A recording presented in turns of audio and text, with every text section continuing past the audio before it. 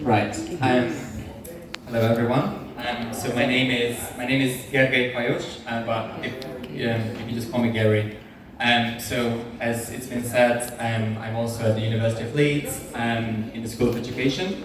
I studied BA TESOL, so teaching English to speakers of other languages, and I am due to start my master's in September.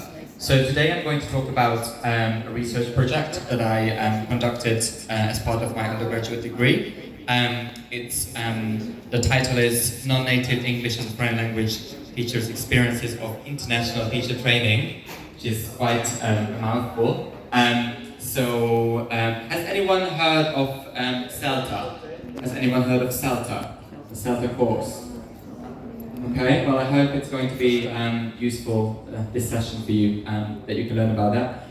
One thing I wanted to mention before we start is that I recognize that non-native or non-native speaker or non-native teacher, I recognize that it's a highly problematic phenomenon in the English language teaching industry, which is something I'm going to talk about a bit later. I just want to say that I'm using this term because currently there isn't a better terminology to describe native speakers and non-native speakers. Okay? Right. Go to the first slide. So today I'm going to talk about my research. I'm sure most of you are familiar with how to do research. So I'm going to talk a bit about my literature review, and then a bit about the methodology and my findings, and then some takeaways. So as far as I understand, most of you are practitioner teachers here. I prepared this presentation with that in mind, so I hope you can benefit from some of the things that I'm going to mention. So to begin with, I'm just going to give a short overview of teacher training, particularly foreign language teacher training. So up until the 1970s, there was a focus on teaching content. So there is this dichotomy of in teaching foreign languages is that teaching the content, so the language basically, the what to teach, and also the pedagogy part, so the how to teach that. And so up until the 70s, teacher training focused on teaching content. So if you wanted to become an English teacher, for example, you just had to learn English and speak English fluently, and that was it. There wasn't much training on how to teach English. So from the 70s, because there was a lot of developments in academia, there was a gradual incorporation of pedagogical knowledge. So this kind of this dichotomy has become more balanced, and also with globalization, there were new teaching contexts that emerged. So, for example, not only like in schools, but primary schools, like elementary schools, language schools for adults, and then business English and teaching English at university. So it's become quite diverse. And so in most cases, as I've said, for non-native EFL teacher training has focused on the language. Okay.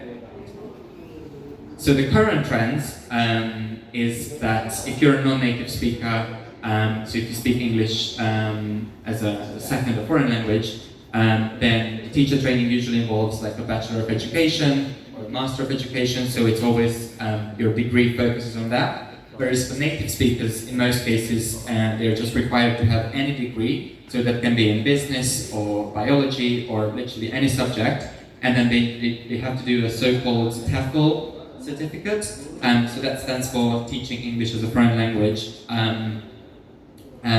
But again, as I said, now with the diversity of English language teaching, it's very context dependent. So if you're going to teach in higher education, then you'll need a master's at least, if not a PhD, in the specific area. So the TEFL courses, as I said, these are originally aimed at native speakers, as you can say, and there's several of them available. So there's the CELTA, which is one of the most popular ones. There's Trinity TESOL, there's TEFL International, I2I TEFL.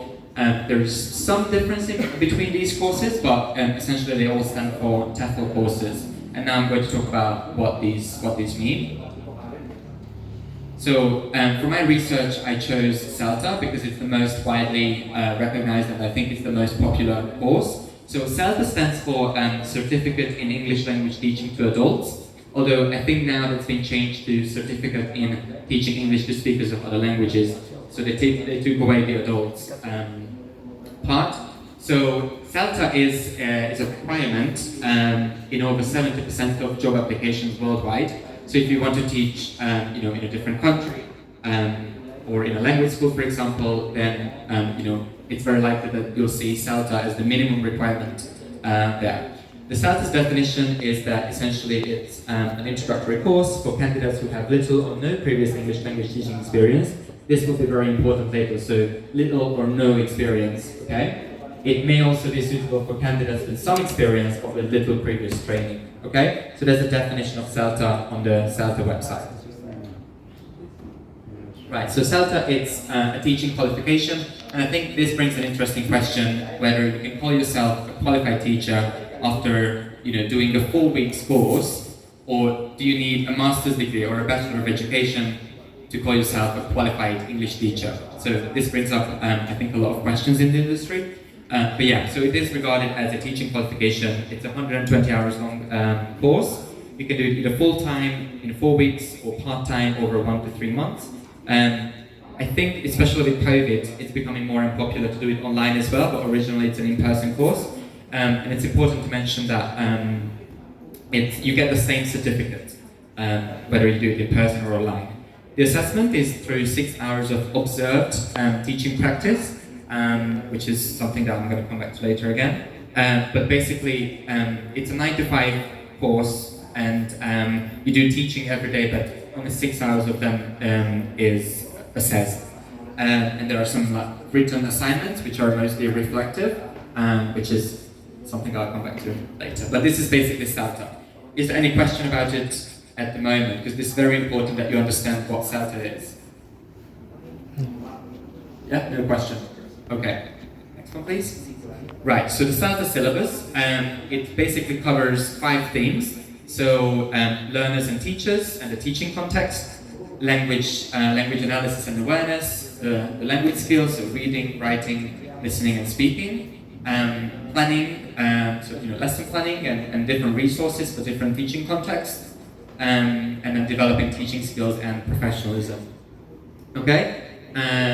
So this is what CELTA covers, and I think it's very, it's quite, I think for me it shows that it's a very sort of practice focused, and it really wants to train you to be a practitioner teacher. Whereas like an MAT SOL, it's more theoretical and it's more about discussions and kind of discussing limitations. Whereas this is specific like teacher training for if you want to become a practitioner.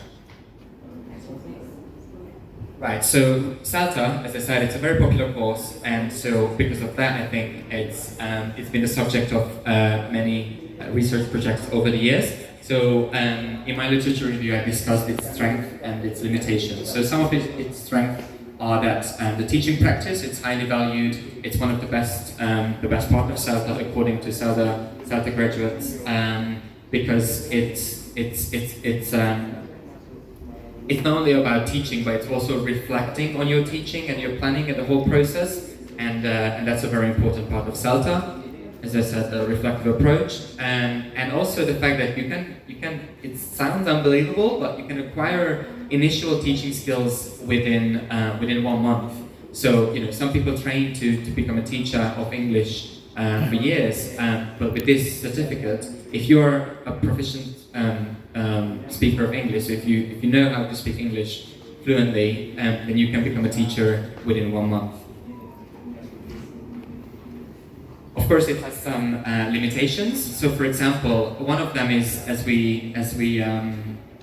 I discussed earlier about the syllabus. So, the 5 themes, there's kind of like a misbalance. So, only one of the themes focuses on the content, and 4 of them on the pedagogy. So, you remember at the beginning I talked about this dichotomy, and so this kind of like is the opposite. So, there used to be a focus on only content, and this course only focuses on pedagogy. But it's a limitation because it is arguable that it gives insufficient knowledge on how language works, which is regardless whether you're native or non-native, it's important to know as a language teacher. But at the same time, it's a 4-week course, so not everything can be covered, but this is one of the limitations. And as I said, this is like this because it was originally aimed at native speakers, but I think now the learning outcomes are questioned because whether you're a native speaker or not, it's still needed. You still need to know how language works in terms of grammar, in terms of linguistics. You don't need to be an expert, but you need to have some understanding. Right, and also the teaching context. So CELTA, it specifically trains you to teach EFL, and so the teaching skills that you acquire during CELTA may not be fully transferable to your own teaching context. So you may be teaching children, or maybe teach at university, may teach a multilingual classroom. So yeah, but again, it's a 4-week course, so obviously not everything can be done. Yeah? Right, and so over 75% of job adverts require this, which I think really shows that it's a very widely recognized certificate. But at the same time, 80% of English teachers in the world are non-native. So there was this tendency that, okay, so we've got this course, it's incredibly popular worldwide, and so more and more non-native speakers started to take it. And so the academic research has kind of like noticed that and researched that a little bit. So I managed to identify these researchers who looked at non-native speakers' experiences of CELTA, and I'm going to discuss them briefly. Right, so Anderson, he was the first person who looked into this phenomenon, and he found that non-native speakers do CELTA for improved job prospects, and they look for the most up-to-date teaching methodology. Because actually most of non-native candidates are already qualified teachers. Some of them already have master's degrees and years of experience, but they still look for this most up-to-date teaching methodology. He also found that they receive less relevant career support towards the end of the course. And again, he also found that as I said, one of the limitations of CELTA was the compatibility of the teaching context in their home countries. He found that the non-native candidates have previous knowledge of linguistics, so that actually is not a part that they're really interested in. They mostly look for the teaching methodologies and the how to teach part. They are very content. They are very happy upon completing CELTA. It's a life-changing experience to most of them. However, Anderson, despite that, concluded that it's not suitable for non-native candidates because it's an introductory course, as I said earlier with the definition, and these candidates have years of experience, bachelor or master degrees. So he said that it's not suitable. Okay. He continued researching this topic, and he looked into this phenomenon qualitatively. So he found that again, improved career prospects and improved classroom practice. And he also found that the most useful was the teaching practice with the reflective feedback sessions. So that's very important that when you train to become a teacher, you not only do a teaching practice, but this ability to reflect on what went well, what didn't go well, and so on. So one of the challenges that he identified for non-native speakers is that, as I said, most of them are experienced teachers, and they have an internalized teaching style, and it's very hard for them to, after 10 years of teaching, they go to this course and they are expected to teach quite in a different way, and that can come as a challenge for them. And yeah, again, about the controversies about mono and multilingual classrooms. On the other hand, Aydin found, with other researchers, they found that it actually can be a really useful a useful course for non-native speakers. So they compared non-native speaker trainees with English language teaching background and non-English language teaching background. So, and what they found is that if you are a non-native candidate and if you don't have teaching experience or like an ELT background, then it's more beneficial, but the 6 hours of teaching practice is not enough. Imagine like most of your qualified teachers here and how many hours of teaching you had to do. Like 6 hours sounds like it's nothing.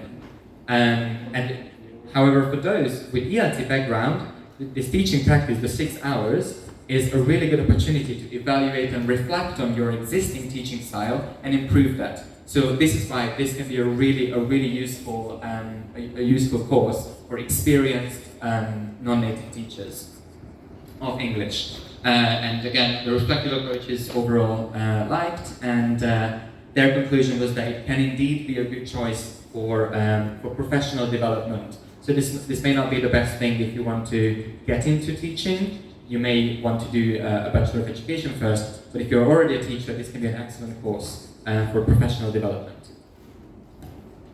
And then Anderson again, he focused on, quite recently in 2020, on how the classroom practices of non-native candidates changed after doing CELTA. So whether CELTA is one thing to do the course and enjoy it, but is it actually useful to do it? That's a different question. And he found that teachers intend to incorporate communicative and learner-centered approaches, and they have increased self-confidence both in the classroom management, and also in the job market. So the picture is quite positive. And then there was another study conducted in Japan. So they looked into the same phenomenon, and they found that the most valued is the teaching practice, and that, as I said, the linguistics training is not really relevant. And again, they aim to incorporate CELTA, the CELTA way, into their teaching to make it more inductive, learner-centered. Okay? Right.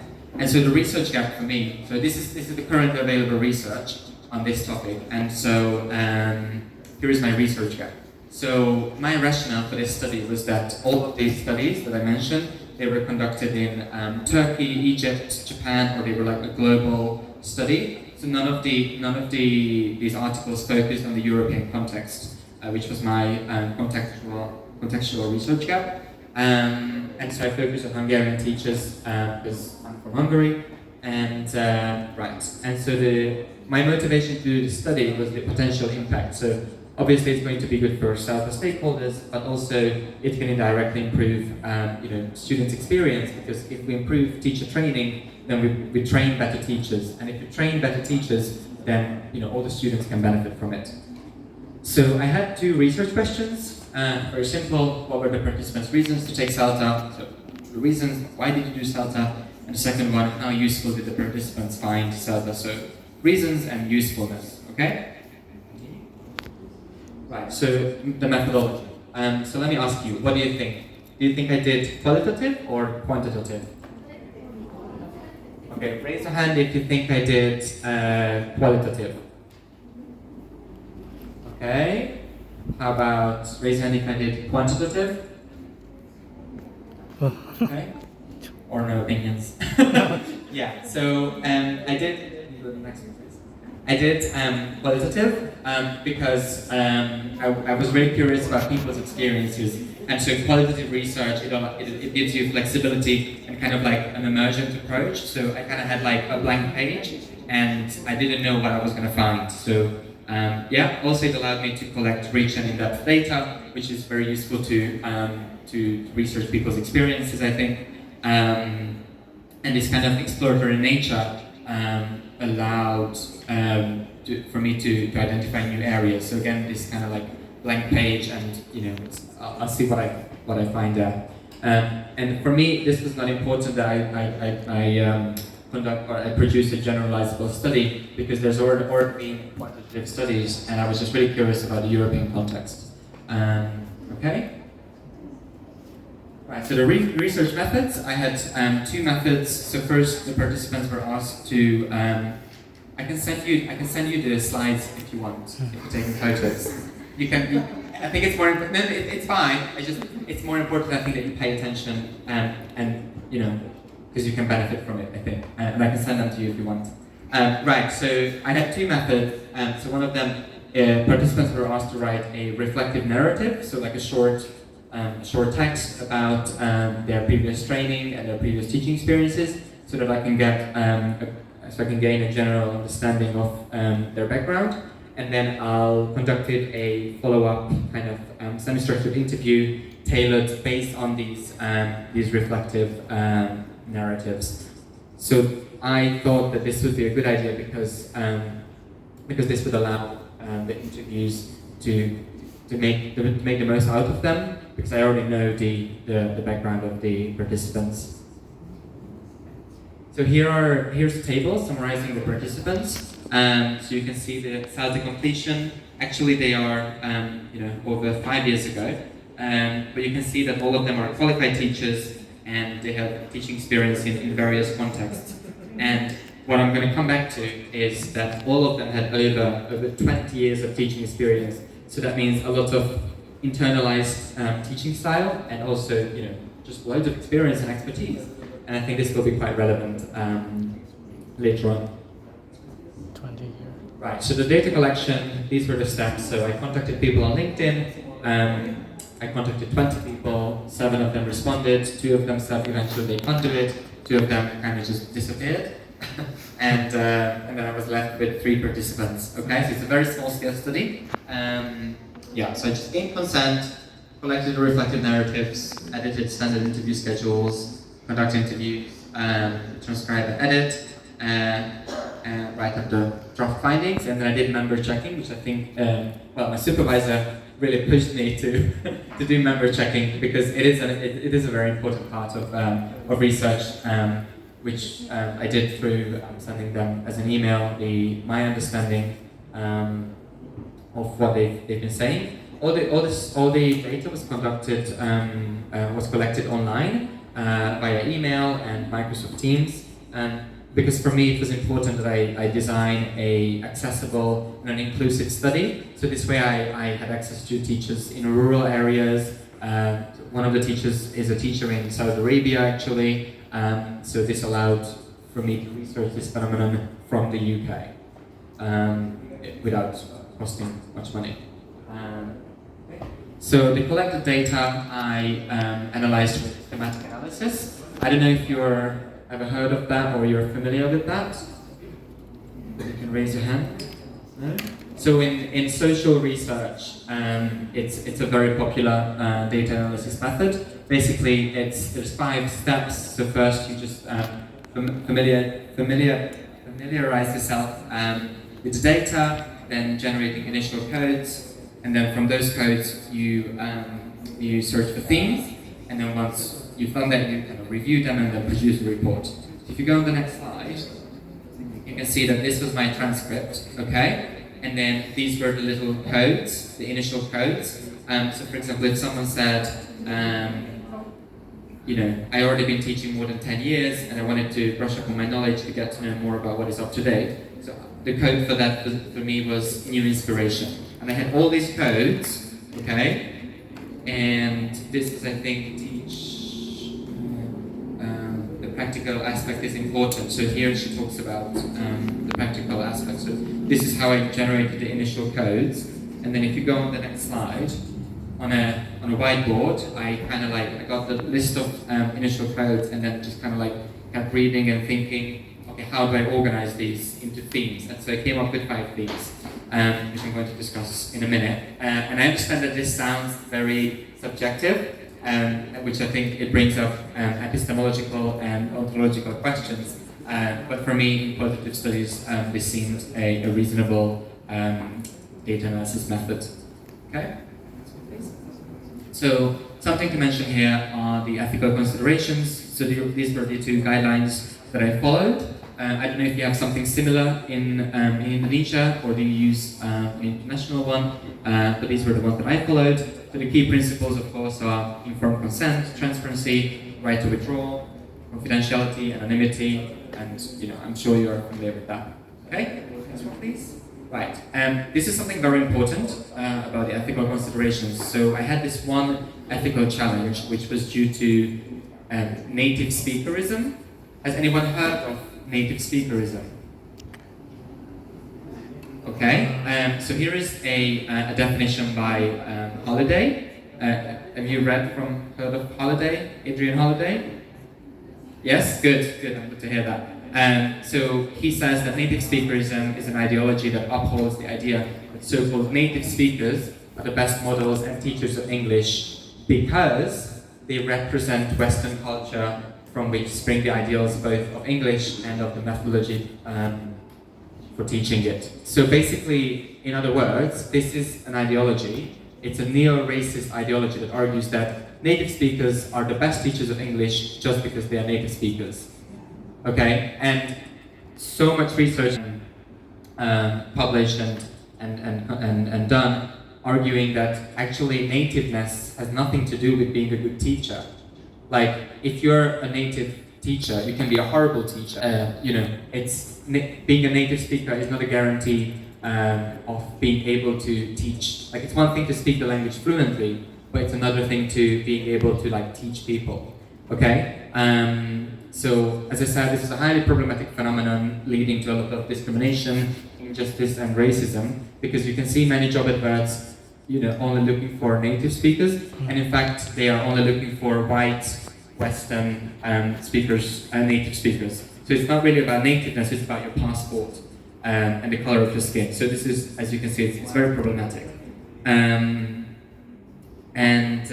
Right. So because of this phenomenon, and because non-native speakers face all this discrimination and injustice, I anticipated that when interviewing these participants, the questions might bring up some negative experiences. So it was very important that I keep that in mind, and so that the participants understood that they have the right not to answer to my questions without any judgment from me. Like, if there's something that they don't want to answer, then it's perfectly fine. And also, if they do decide to share a negative experience, which was the case, and I'm going to discuss that later, then I'll act with respect and compassion, which I think is very important. Okay? Right, so again, reminder of the research questions, reasons to take CELTA, and usefulness. Okay? These are the two key things. And so the 5 things that I identified are seeking novelty, seeking something new, better career prospects, teaching methodology, teacher training methodology, and collaboration. And now I'm going to discuss these briefly, okay? So the first thing, seeking novelty. So here there are 2 things. So my participants did CELTA because they were looking for new inspiration. So as you can read in this quote, I know it's quite long, sorry.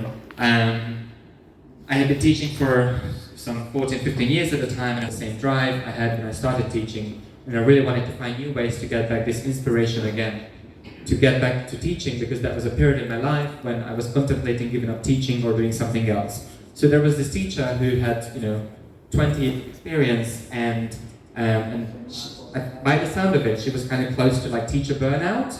And for her, CELTA was this way to kind of get back into teaching, because this is what gave her something new, a different methodology, a different approach, yeah.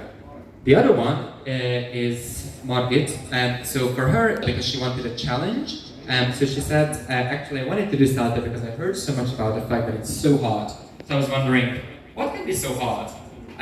So because CELTA has a reputation for being a very challenging and demanding course, it's very intense. So it's like 4 weeks, 9 to 5, but with a lot of like overtime, because there's just so much coursework, so much stuff to do.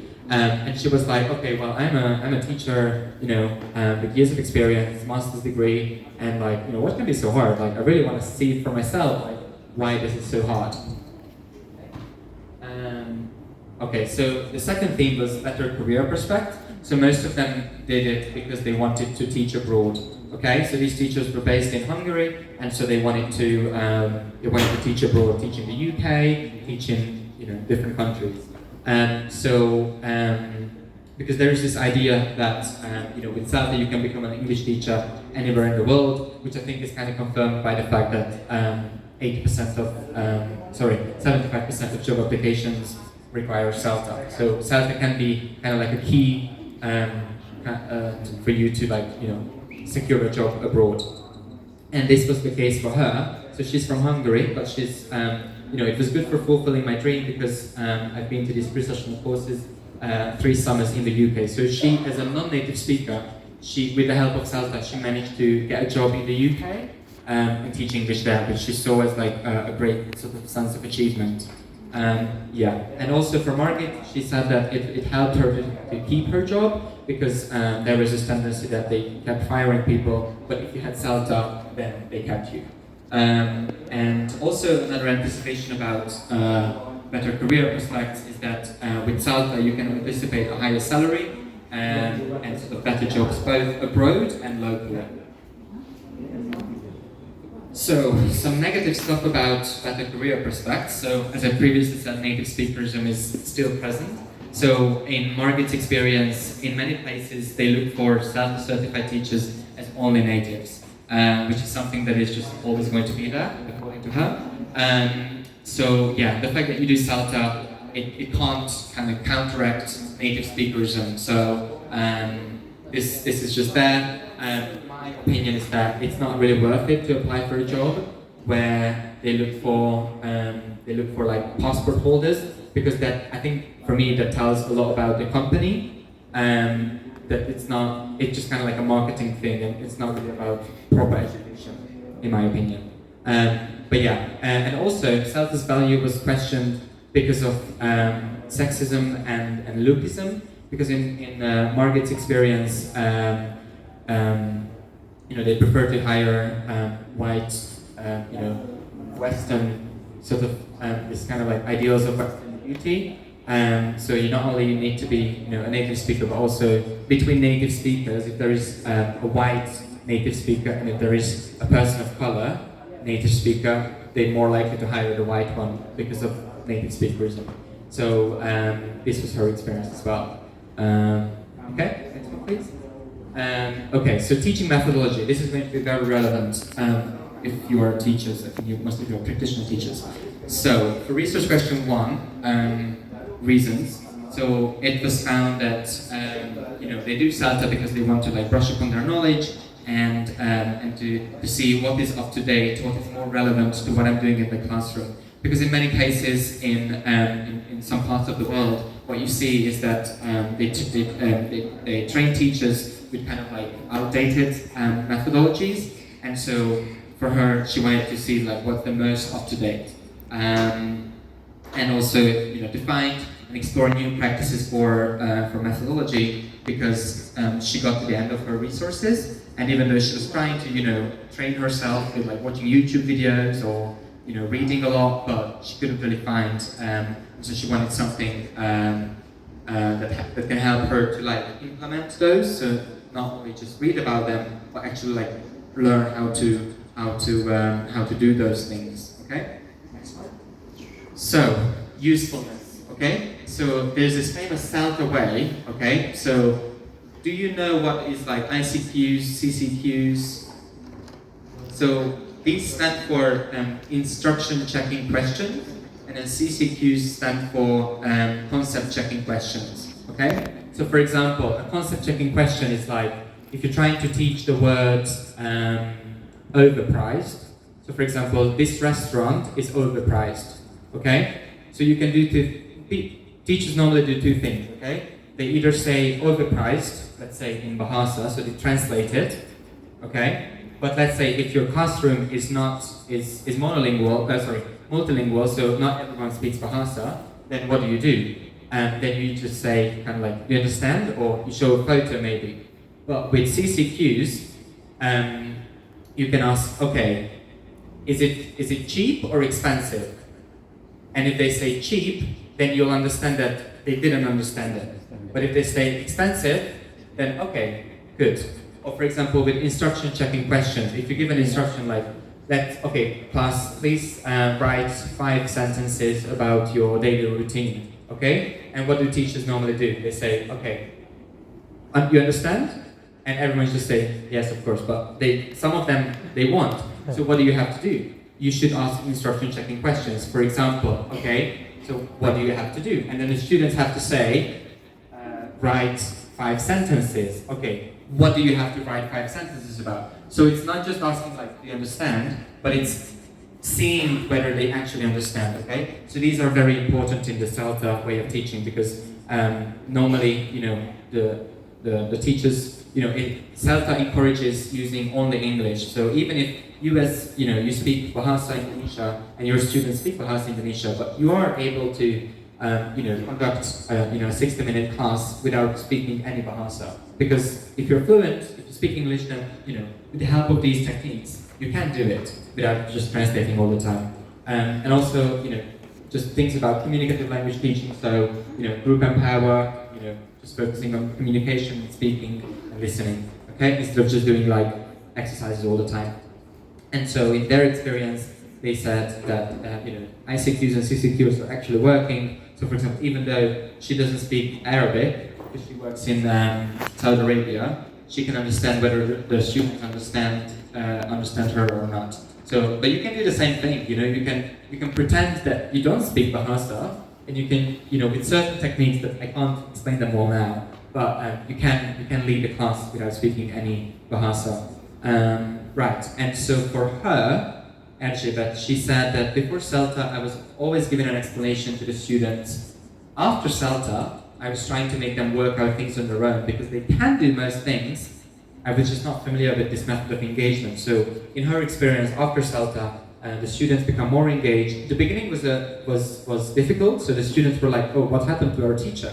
Like, this is not how you teach, But in the long term, it was very beneficial for the students and the student engagement. Okay. Another finding though is that for Ilona, for example, because she teaches one-to-one, she doesn't teach classroom. For her, it was not really relevant. By the way, so it's teaching context dependent. It may not be suitable for all teaching contexts. Okay. Next one. In terms of teacher training methodology, so you face your own weaknesses, and it's a bit dramatic. This one, she says. For me, it was like one day I went to Budapest, and one day, sorry, ignore this, and the next day I wasn't myself. The next day. And so you fall fully apart, and then you put yourself back together piece by piece. So it was kind of like, for her, it was like a very life-changing experience. And yeah, it's kind of like guidance over instruction. So again, with this like reflective approach, with the help of the CELTA trainers. And they also mentioned what I talked about earlier, the internalized teaching. So, for example, Ilona had this quite negative experience where she says, I was humiliated, sort of oppressed every day during the teaching practice when I put such things in practice that I had seen before on methodology courses in the UK. You were told, no, don't do that, do this. So it kind of like, very like, only the CELTA way, and so she had this kind of like internalized teaching style, and that was kind of disencouraged. What I concluded as a researcher is that this specific phenomenon needs further research, but on the scale of this project, that was not possible to look into more into that. Okay, next one. And then the last theme was that collaboration. So some of the candidates mentioned that because when you teach English, sometimes you don't get to speak to native speakers, which for some people that's like a big thing because they like a British accent or they like an American accent and they want to, not only like watch films but like speak to them. And so, well, okay, what can you do? Well, you can go on a language course. Well, okay, the students will be students like you. Okay, and so for her, it was actually, a way to meet native speakers because they were on the course. The majority of the candidates are still native speakers. So she said she was hoping to get trainers from England because I hear English speakers from all over the world, but not natives. And she wanted to, get in touch with native speakers and hear their voices. So for her, this was a motivation as well. Alongside that, it's important to mention, I think, that it found some communication difficulties. So I think currently the requirement that you have to have a C1, so is that proficiency? C1 level of English. So you can't just, rock up and if you don't have, so you need to have like a good level of English.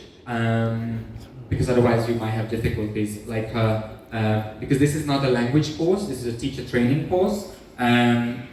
However, in several studies and in my study as well, I concluded that I understand that this is not a language course, but at the end of the day, as trainees, we all have our individual needs. And so for native speakers, it may be that they need more support with grammar in terms of like the theories, and for non-natives, it may be that they need more support with fluency.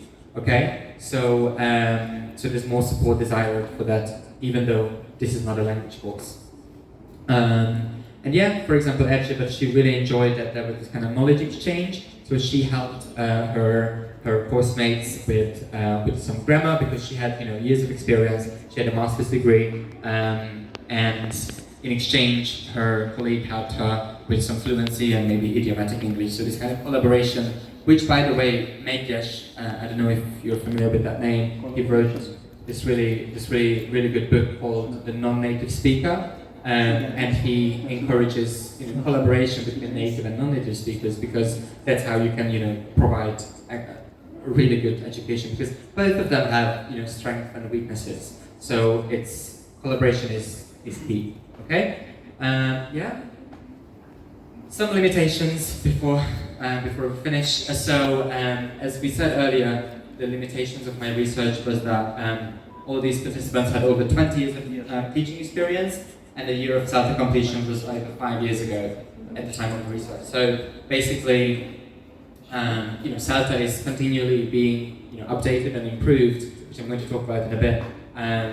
But essentially, it would have been desired to have a more diverse cohort of participants. But this is what I could do with it. So these are my limitations. Yeah, next one. And so some final thoughts.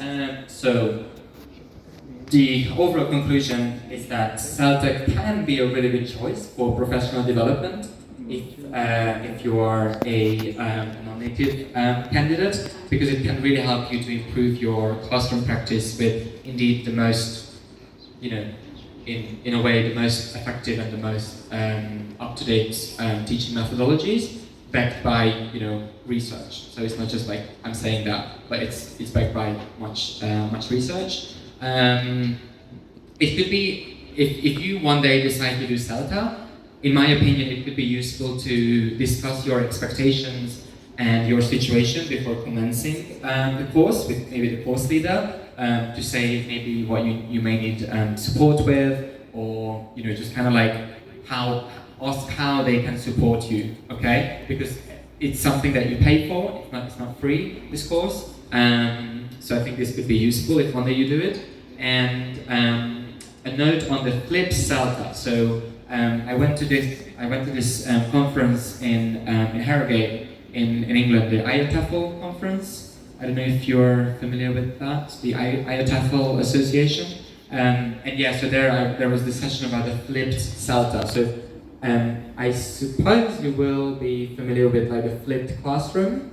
I think it's quite yeah, I see some nodding faces, so yeah, okay. So the flipped classroom, so basically that, the teaching or like acquiring the new knowledge happens before class at home for the students, and then in class you kind of like have the opportunity to kind of unpack that and dig deep and see if there's any misunderstanding. And so they applied this flipped classroom on the SALTA, and this has shown to be effective with non-native candidates a lot, because this allows sort of individualities of all candidates, whether native or non-native, to kind of like tailor the SALTA experience to themselves.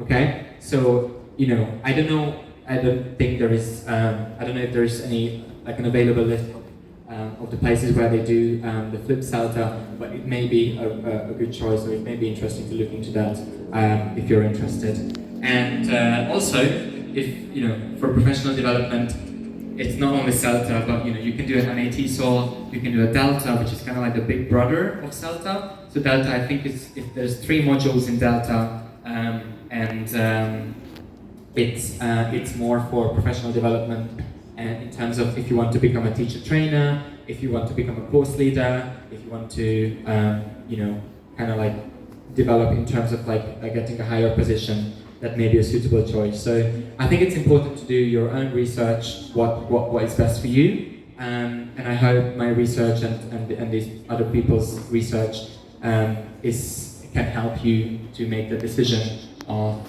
what is best for you. So yeah, if we go on to the next slide. This was all my presentation. I hope it wasn't too boring.